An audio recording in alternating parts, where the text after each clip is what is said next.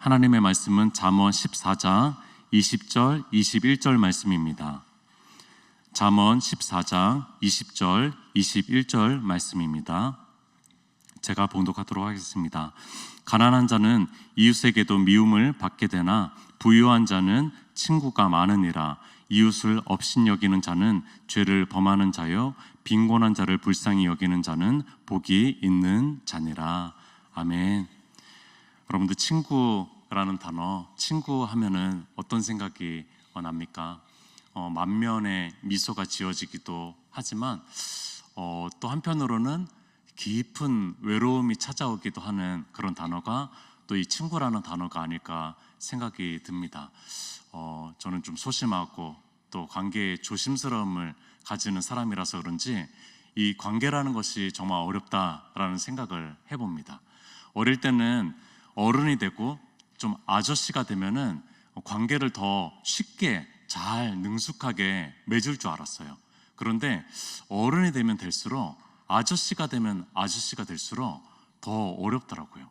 이 관계라는 것이 더 어렵다는 걸 느낍니다. 오히려 어릴 때, 철없을 때 그 관계가 쉬웠구나라는 것을 많이 느낍니다.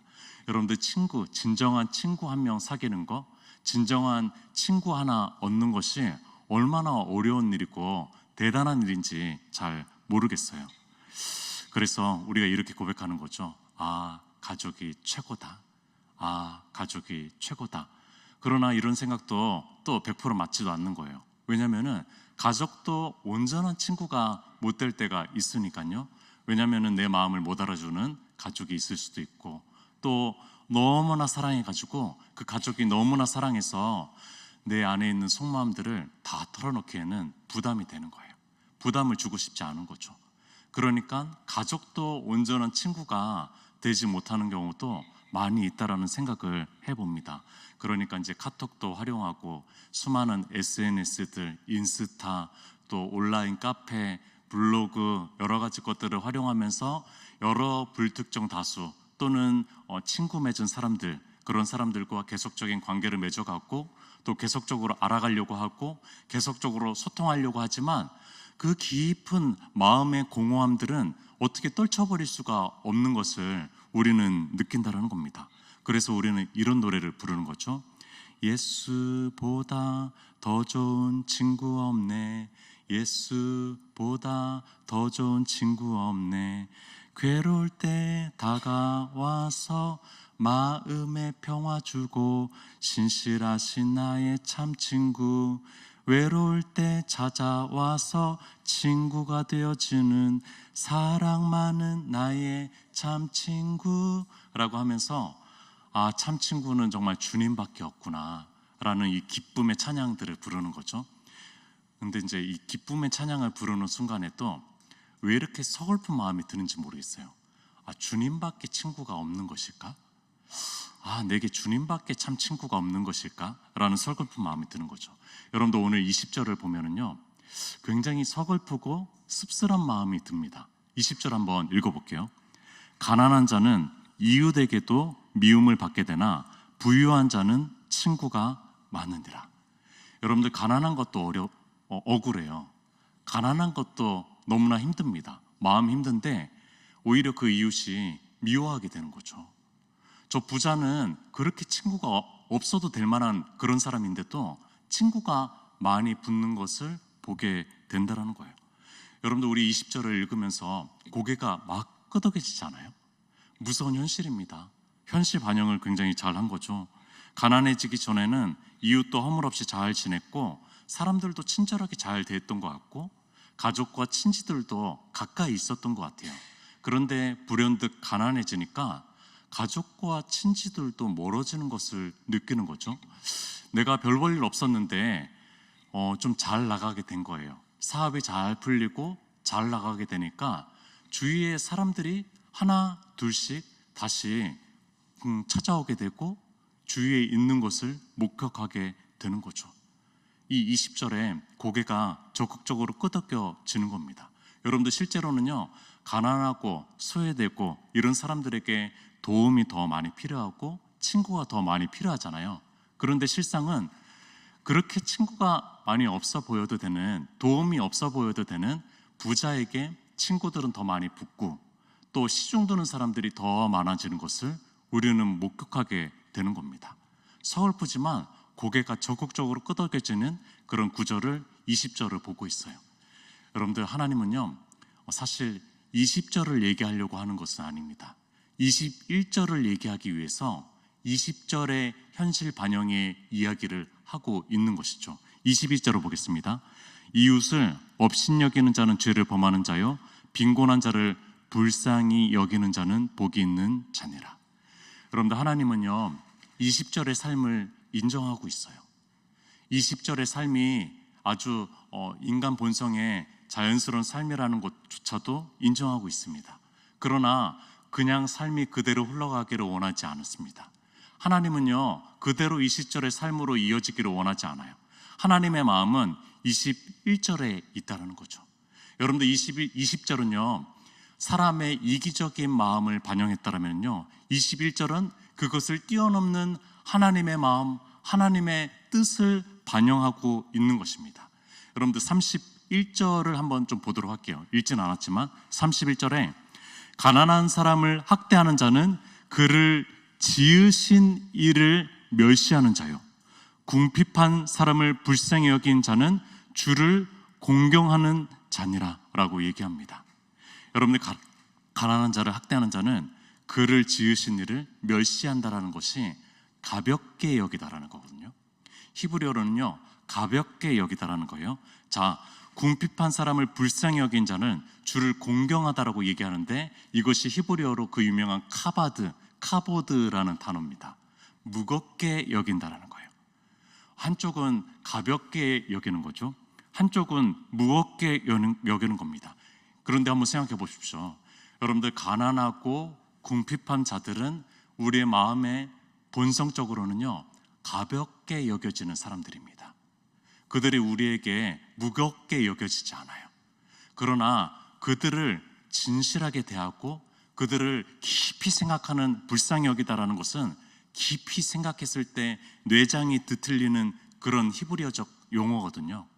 여러분들, 그렇게 생각하는 사람을 하나님께서는 하나님을 중하게, 무겁게 생각하는 사람으로 판단하고 있다는 거예요. 여러분들, 신앙의 척도와 기준들은 여러 가지로 볼 수가 있겠죠. 그러나 가난한 사람들, 연약한 사람들을 대하는 것이 하나님을 공경하는 것, 무겁게 여긴다라고 생각한다는 거예요. 여러분들, 우리가 어쩌면 가볍게 여기고 있는 사람을 대하는 그 방식이 하나님을 가볍게 만들 수도 있고 하나님을 무겁게 만들 수도 있다라는 생각을 해봅니다. 여러분들, 하나님은요 고아와 그 당시에 가장 연약했던, 취약했던 고아와 과부와 나그네의 하나님이셨습니다. 여러분들, 하나님은요 그들의 보호자셨어요. 하늘 법정의 후견인이셨고요, 하늘 법정의 옹호인이신 분이, 바로 그것을 자처하신 분이 바로 하나님 당신이셨습니다. 그래서 구약의 약자 보호법들이 굉장히 많이 신명기 법안에 담겨져 있습니다. 당시의 사회보장제도, 또 약자를 보호하는 보호장치들이 그 신명기법 안에 굉장히 많이 포함되어 있어요. 여러분들, 그때 고대 근동이라고 하거든요. 고대 근동, 동쪽에 있는 그쪽에서 유례 없는 사회보장제도를 이 신명기법 안에 담습니다. 안식일, 안식년, 희년, 그리고 3년마다 11조는 구제를 해야 되는 구제 11조, 노예 해방제도, 고엘제도, 어떤 취약한 이들을 위해서 다른 사람이 대신 사줘서 그 사람이 그 땅에서 살 수 있게 하는 거죠. 또 수학의 일부를 남기는 자비로운 추수법, 곡식을 남기는 거예요. 일부러 남기는 겁니다. 여러분들, 이 모든 제도들이 당시에는요 상상할 수 없는 파격적인, 사람의 생각에서 나올 수 없는, 하나님의 생각일 수밖에 없는 그 고대 근동의 유례없는 사회보장 제도였다는 거예요. 여러분들, 놀라운 일이죠. 여러분들, 하나님은요 구약의 약자들을 보호하고자 하는 하나님이십니다. 하나님은요 이들의 가장 연약했던 이스라엘 백성들의 하나님이라는 거예요. 하나님은요 지금도 여전히 약자들을 보호하고 연약한 애들을 보호하는 하나님이십니다. 우리는 형편이 어려운 사람을 보면은 양가 감정이 듭니다. 도와야 되겠다라는 의무감이 들기도 하지만 한편으로는요, 돕기 부담스럽다라는 생각이 듭니다. 그래서 그런 상황들을 좀 피하고 싶어 해요. 그런 상황들이 발생하기를 원치 않는 마음이 듭니다. 그래서 옛날에 그런 이제 유력인들이 행차를 할 때 빈민가를 천막으로 이렇게 가렸다고 하더라고요. 가리면서 그들이 불편하지 않도록, 행차하는데 마음이 불편하면 안 되잖아요. 그러니까 그들이 불편하지 않도록 그렇게 가림막으로 가렸다고 합니다. 괜히 마음의 부담감만 찾아오는 거죠. 진짜로 도와줄 것도 아닌데. 여러분들, 어쩌면 이 마음이 우리의 마음에도 있지 않을까 생각을 해봅니다. 제가 며칠 전에 아주 충격적인 이야기를 좀 들었어요. 한 베데스다부 성도님이랑 카톡을 주고받는데 그 성도님이 이렇게 얘기했습니다. 그냥 글자 그대로 제가 읽어드릴게요. 목사님은 저희 성도들 한 명 한 명이 소중한 이유가 저희가 없으면 목사님 직장이 없어지니 소중한 것 아닌가요? 라고 하는 아주 이 충격적인 카톡을 제가 받았어요. 이 맥락이 이런 거였어요. 너가 정말 소중해. 목사님은 우리 베데스다부 성도님들 한 분 한 분을 정말 소중히 여긴단다 라고 하는, 아주 그냥 제가 소중히 여기는 사랑을 고백한 거거든요. 그런데 이 친구는 우리가 없으면 목사님 직장이 없어지잖아요. 정말 맞는 얘기예요. 제 마음을 좀 점검해 보더라고요. 이들을 소중히 여기고 사랑하는 이 마음이 어쩌면은 나의 유익의 발로에서부터 시작된 걸 수도 있겠다라는 마음의 점검을 하게 되는 거죠. 여러분들 성경을 읽었을 때 우리는 표면적인 것이 아니라 늘 마음을 점검해야 되는 거죠. 가난한 자를 우리가 어떻게 생각하고 있는지 생각해 보자는 거죠. 여러분들, 오늘 본문을 묵상하는 가운데 삭개오가 생각이 났습니다. 담임 목사님도 또 설교 때 삭개오를 얘기해 주셔서 삭개오가 또 불현듯 생각이 났어요. 여러분들, 삭개오를 이렇게 부릅니다. 삭개오라 이름하는 자 세리장이요 부자라 라고 얘기를 합니다. 여러분들, 이 사람의 특징은요, 세리장이고 부자였습니다. 세리장은 지금으로 얘기하면 지방 국세청장 정도라고 얘기하시면 될 것 같아요. 아주 잘 나가는 사람이었죠. 여러분들, 이 잘 나가는 사람이, 이 지방 국세청장이 어떤 지방에서 이 근무를 하고 있는지 아십니까? 바로 여리고입니다. 여리고. 여러분들, 여리고가 어떤 곳인지 아세요? 여러분들, 여리고는요, 미국의 라스베가스 혹시 가보신 분 계시나요? 분명히 있으실 거예요. 서부를 여행하신, 패키지로 여행하시고 하신 분들은 라스베가스를 꼭 갑니다. 저도 한 번 딱 가봤어요. 근데 낮과 밤이 정말 없고요, 오히려 밤이 낮 같은 곳이에요. 정말 휘황찬란하고 뭐 이런 도시가 있나라는 생각이 들 정도로 엄청난 곳입니다. 여러분들, 그런 곳이 여리고였습니다. 여리고 사막의 오아시스 같은 곳이거든요. 온천지대였고 또 관상식물들이 참으로 많고 정원들이 많이 있고 야자수 나무가 널려 있고 또 헤롯 왕이 너무나 좋아해가지고 사치스러운 궁궐을 지었고 운동 경기장을 지었고 또 극장을 지었고 여가를 할 수 있는 여러 가지 시설들을 지어놔가지고 수많은 관광객들이 몰리는 그곳. 여러분들, 그러니까 세금이 얼마나 많이 물려들겠어요. 세금이 엄청나게 쏟아지는 거예요. 그런 지역 안에서 이 지방 국세청장은 세금을 얼마나 많이 받았겠어요. 그러니까 부자일 수밖에 없는 거죠. 몇 년만 일하면은 집 한 채 살 수 있어 라는 얘기들이 공공연하게 드러났을 것입니다. 엄청난 부유함 속에 살았을 것이에요. 여러분들, 이 삭개오는요, 어쩌면은 오늘 이 잠언 14장 20절이라는 것에 고개를 끄덕이면서 살았을 사람일 것 같아요. 이 사람이 이제 약점 하나가 있었거든요. 키가 작았어요. 외소증을 알고 있었던 거죠. 외소증. 그러니까 이 컴플렉스를 극복하기 위해서 좀 보잘것없게 보이고 그러니까 스스로가 그러니까 높은 자리에 오르기를 원했고 또 부자가 되기를 원했는데, 그러면은 친구가 있을 것이라고 생각했던 거죠. 진정한 관계가 더 많이 있을 것이라고 생각했던 거예요. 그러면서 잠언 14장 20절 말씀을 좌우명처럼 여겼을 수도 있겠다라는 생각을 해봅니다. 가난한 사람은 누가 와도 미워할 거야. 부자가 돼야 돼. 부자가 돼야지. 뭐니 뭐니 해도 돈이 있어야 돼. 돈이 있어야지 진정한 관계도 맺는 거야. 돈이 있어야지 사람들도 몰려오는 거야. 돈이 있어야지 어떤 관계도 맺을 수 있는 거야 라고 하면서 내 삶을 바꿀 수 있는 것에 돈이라고 생각했던 사람이 삭개오라는 겁니다. 그래서 20절에 한껏 고개를 끄덕였을 것이에요. 그런데 이상하리만큼 그 마음에 공허함이 찾아오는 거죠.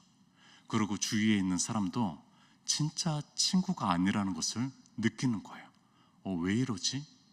왜 주위에 참된 친구가 없는 거지? 내 돈만 바라보는 사람들만 왜 이렇게 많지? 왜 이렇게 마음이 허무하지? 공허하지? 이런 생각이 들었던 사람이 삭개오라는 거예요. 그때 한 젊은 선생 이야기를 듣습니다. 한 젊은 선생이 이 여리고로 들어온다고 하는데, 놀랍게도 그 젊은 선생은 세리와 죄인들의 친구가 되어준다라는 얘기를 듣는 거예요. 그러니까 이 지방 국세청장이라는 사람이요, 고급 양복을 입고 와이셔츠, 아주 잘 갖춰진 와이셔츠를 입고 구두를 신고, 지금 현대적인 감각으로요, 그것을 입고 나무를 오르기 시작하는 거예요.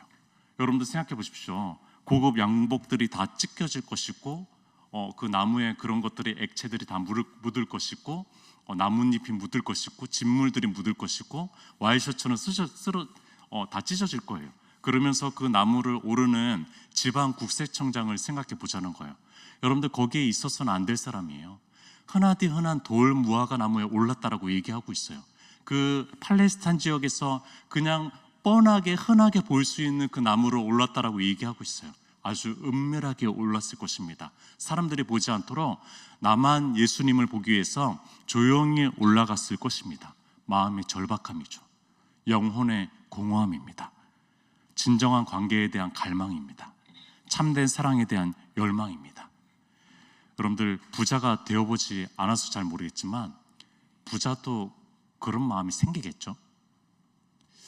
여기는 없으신 것 같아서 제가 질문을 잘못한 것 같습니다. 부자도 이런 마음이 생기나 봐요. 이 삭개오도 이런 마음이 들었습니다. 여러분들 갑자기 그런데 주님이 나무 위를 쳐다보고 삭개오를 부르기 시작합니다. 예수께서 그곳에 이르사 쳐다보시고 이르시되 삭개오야 속히 내려와라. 내가 오늘 너의 집에 유하겠다, 거하겠다 라고 얘기합니다. 여러분들 예수님께서 그 이름을 쳐다보시고 그 이름을 부르시고 빨리 내려오라고 얘기하십니다. 여러분들 더욱 놀라운 것은 그 처음 만난 그 삭개오 집에 들어가시겠다라는 거예요. 그 집이 좀 잘 살았겠죠. 그러나 그것을 보러 오신 것이 아니겠죠. 여러분들 삭개오는요, 어쩌면은 생애 최초로 순수한 만남을 가졌을 것이라는 생각을 해봅니다. 나 자신 그대로를 보아준 그 사람을 만난 거예요. 그 나무 위로 그 고급 양복이 아무것도 아닌 것처럼 올라간 나 자신 벌거벗은 모습 그대로를 예수님과 만난 거죠. 그 모습 그대로를 인정해 준 그분과 만난 거죠. 그러더니만 갑자기 벌떡 일어나가지고 이렇게 크게 공개적으로 외칩니다.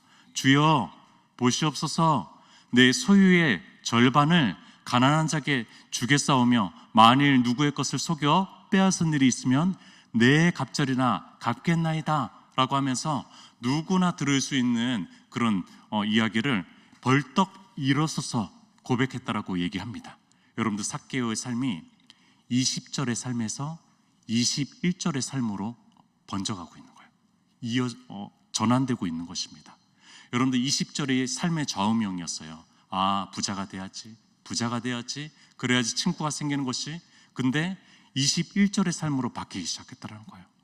하나님의 뜻을 발견한 삶이죠. 그렇게 됐다는 겁니다. 여러분들 우리는 부자입니까? 아니면 가난한 자입니까? 우리는 부자입니까? 가난한 자입니까? 제가 한 10년 전에 이 책을 만났거든요. 이 책을 만나면서 아주 충격에 빠진 기억이 있습니다. 가난한 시대를 사는 부유한 그리스도인이라고 하는 아주 유명한 책이 있습니다. 로날드 사이더라고 하는 역사학자이면서 신학자요 경제학자인 이 사람이 경제적 관점에서 또 신학적 관점에서 또 사회적 관점에서 역사적 관점에서 이 책을 저술했는데 정말 명저입니다. 정말 명저입니다. 제가 그 책을 읽으면서 너무 충격에 빠졌고 저한테는 너무나 유익한 그런 책이 되어 있습니다. 여러분들 이런 질문을 던집니다. 28 제목을 한번 잘 들어보십시오. 가난한 시대를 사는 부유한 그리스도인이라는 제목이에요. 이런 질문을 던집니다. 28억의 인구가 하루 2달러 미만의 돈으로 생계를 유지하고 매일 3만 명의 어린이들이 굶주림과 질병으로 죽어가고 있는 가난한 시대에 건강과 아름다움을 위해 다이어트에 엄청난 시간과 돈을 쓰는 부유한 그리스도인들이 있는 이 세상을 하나님은 어떻게 바라보고 계실까? 여러분들, 그리스도인에게 하나님께서 부유함을 주신 거는 맞는 것 같아요. 이 캐나다인이거든요, 이 사람이. 그러니까 북미를 향해서 또 유럽인들을 향해서 당신들이 크리스찬이지 않습니까? 크리스찬이지 않습니까? 당신들이 부자라고 생각해 본 적 있습니까? 라는 질문을 던지고 있는 거예요. 수많은 가난한 이들이 지구 전체적으로 보았을 때 못 먹어 있고 또 하루에 일용할 양식을 구하고 있고 굶어 죽어가고 있는 상황 속에서 우리의 삶도 우리의 이 한국 사회의 수준도 별로 다르지 않잖아요. 아시안 게임을 보는데 여러분들 이 3위 안에 중국, 일본, 한국이 다 있는 거예요. 그러니까 스포츠도 자본이잖아요. 스포츠도 돈이잖아요. 그것을 투자할 수 있는 나라들이 그렇게 아시안 게임도 잘할 수 있는 거죠. 여러분들, 우리가 부자입니까? 가난한 자입니까? 여러분들, 제가 부자처럼 보여요? 그렇게 안 보이죠? 저는 부자라고 생각해 본 적이 단 한 번도 없습니다. 근데 이 책을 읽으면서 나 진짜 부자구나, 엄청난 부자구나 라는 생각이 들었어요.